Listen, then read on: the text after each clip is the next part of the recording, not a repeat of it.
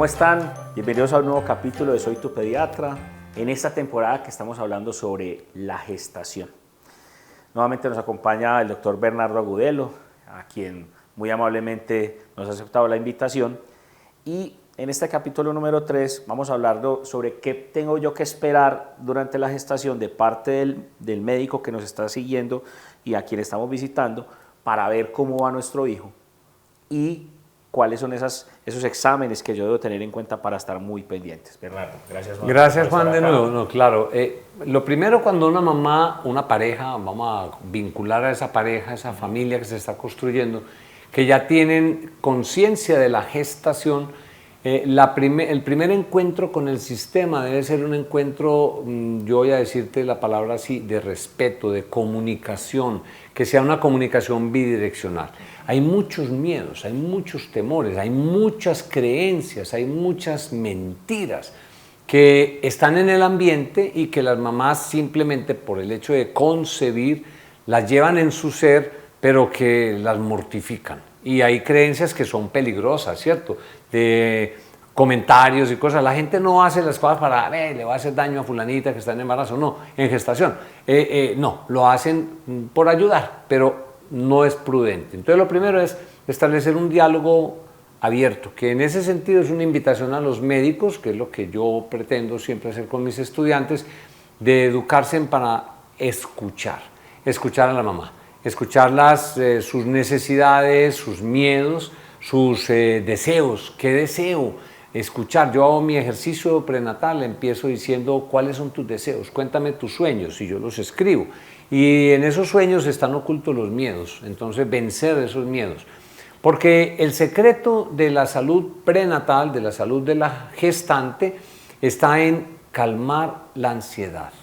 Eso es pura epigenética. Eso es epigenética. Explicamos un poquito qué es la epigenética para que los padres entiendan bien. Claro. Y la importancia de esa emocionalidad que estás hablando, porque yo creo que nosotros pensamos que el niño, como ser vivo, empieza a captar esas emociones de la mamá afuera. Ah, sí, eso es una mentira. Desde que estamos es una mentira. El niño no es una tabla rasa que se empieza a escribir en el momento en que nace. El niño recibe, en el programa anterior hablamos un poco de cómo las emociones se construyen desde la misma percepción de esas emociones de los otros. Entonces yo construyo mis emociones.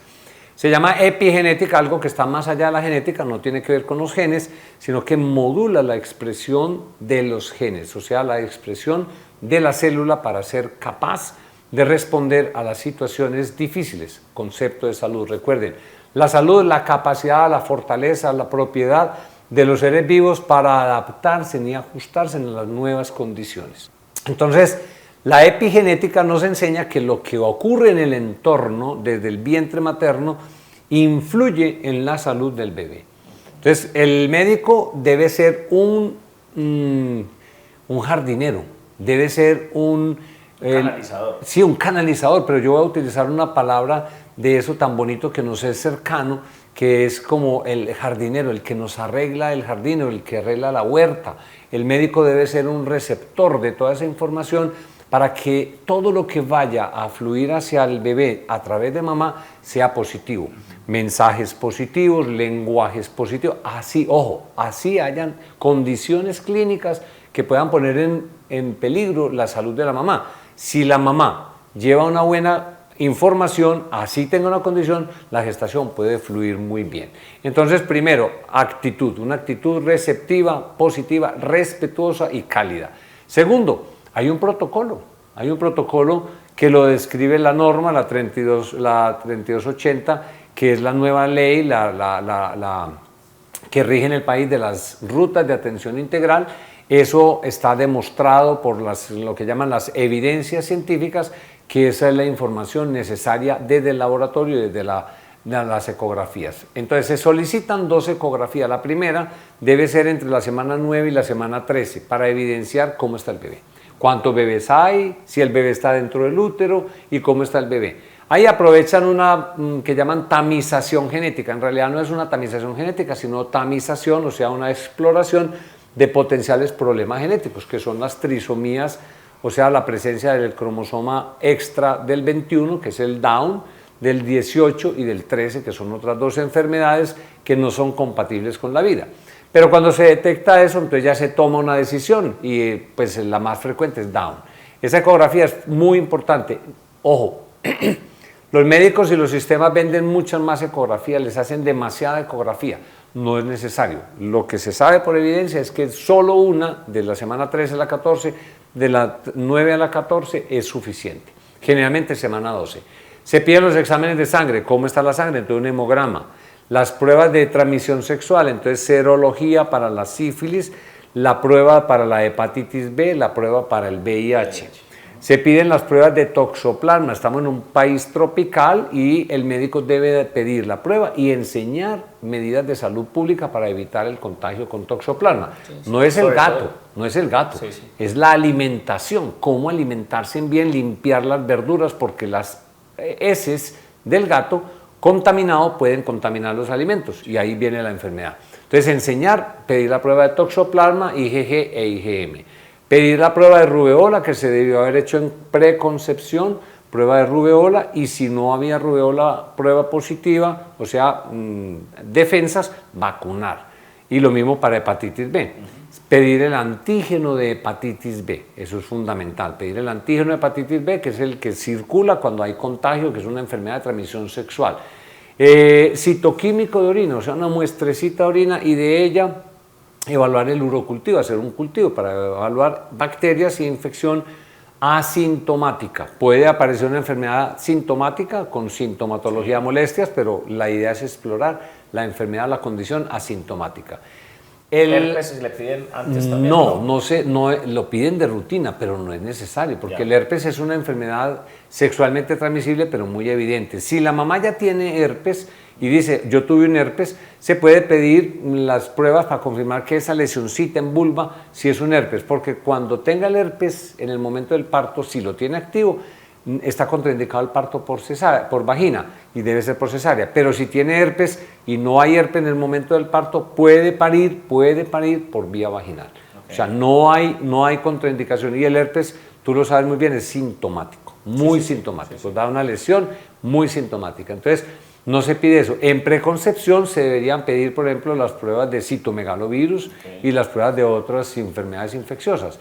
Pero en general ese es el panorama de evaluación y se repite en la semana 24-28 la prueba de tamización para azúcar, sobre todo aquella mujer que tenga riesgo de enfermedad metabólica o diabetes o intolerancia, que son las mamás que tienen sobrepeso o obesidad, que aumentaron mucho peso en la gestación, que tienen antecedentes de diabetes o intolerancia en gestaciones previas o diabetes en la familia, sobre todo en la línea materna, o que hayan tenido una pérdida reproductiva, o sea, un bebé que haya nacido con problemas o muerto en el momento del nacimiento, el bebé fallece sin causa conocida, hay que descartar una diabetes. Y si tienen hipertensión, siempre una diabetes. Si tienen hipotiroidismo, y siempre evaluar diabetes. Eso te iba a preguntar lo de la hipotiroidismo. Hipotiroidismo, sí.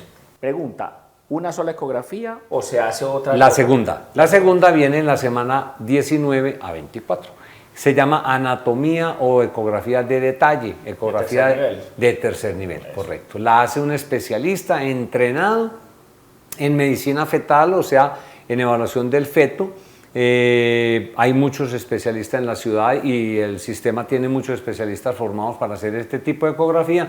Es una ecografía de detalle donde analizan al bebé de arriba a abajo y en el cual miden una cantidad de parámetros y le dicen a la mamá, tu bebé está bien, o tu bebé tiene este problema, o tu bebé tiene lo otro, y ya se toman decisiones. Hay un dato muy importante, aclarar el nivel de la clase de sangre, ¿cierto? Sí. Que la mamá no sea grupo RH negativo, porque si lo es, entonces si ha tenido una o varias gestaciones o es la primera, se pide una prueba que se llama Coombs. Entonces, ¿y las que son O y papá A o B? Bueno, las que son O y papá A o B no hay forma de medir anticuerpos, pero se presume que pueden pasar anticuerpos cuando la mamá es O, tiene naturalmente anticuerpos anti-A y anti-B, y si el bebé nace AB o AB, podría tener una pequeña hemólisis que ustedes la manejan, que es... Pues se puede poner más amarillitos de lo más normal, amarillitos. Pero es un factor de riesgo que siempre los pediatras tenemos en cuenta. O sea, sobre todo el RH, es claro que si la mamá es negativa y el bebé es positivo,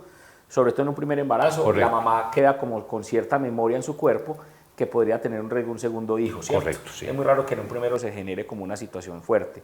Pero con las que son incompatibilidad de grupo, que es porque la mamá es O y el bebé es diferente a O, ahí puede haber, digamos, un riesgo que no es como el más grande, pero tenerlo en cuenta. Pero sí aparece. Sí. En la semana 28, por ejemplo, si la mamá es O negativa, o sea, negativa, y el CUMS de ella indirecto es negativo, se pone lo que llaman vacuna. No es vacuna, es una inmunoglobulina protectora contra esos celulitas del bebé potenciales de tipo positivo que le pasaran del bebé a la mamá. Entonces esa es una protección que se una le genera, protección sí, de inmunoglobulina anti-D, que es el Resuman.